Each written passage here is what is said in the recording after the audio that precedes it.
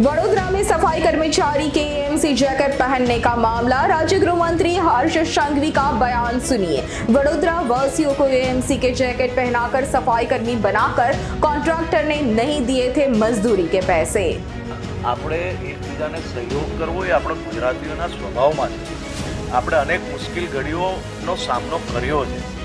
અમદાવાદ મહાનગરપાલિકાએ જે 250 લોકો 300 લોકો મોકલવાના હોય, સુરત મહાનગરપાલિકાએ જે 200 લોકો મોકલવાના હોય, એ લોકો ક્યાં કામ કરે છે, કઈ રીતે કામ કરે છે, હું તમને બતાડું।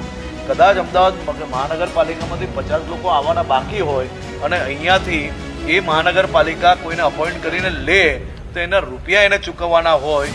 એમાં કઈ રીતે એ માણસને તમે આ રીતે કોઈ વ્યક્તિ પોતે રાજનીતિ માટે બરાબર છે આ પ્રકારના વિડીયો બનાવે અને એ વિડીયો તમે સંપૂર્ણ માહિતી સંપૂર્ણ તપાસ કરો।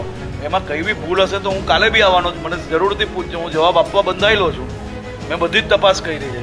પરંતુ કોઈ વ્યક્તિ એવું કહેતું હોય કે કોઈને પગાર ના આપ્યો હોય, કોઈની જોડે ચીટિંગ થયું હોય, એવા એક બી વ્યક્તિ હોય તો એના નામ જોડેની માહિતી મને જરૂરથી હું જાહેરમાં કહું છું, એવા એક વ્યક્તિની માહિતી જરૂરથી લાવું છું। પરંતુ આ પ્રકારે રાજનીતિ કરીને લોકોને ગેરમાર્ગે દોરે એ યોગ્ય છે ખરી? આવી મુશ્કેલ ઘડીમાં આ પ્રકારની રાજનીતિ કરવાની?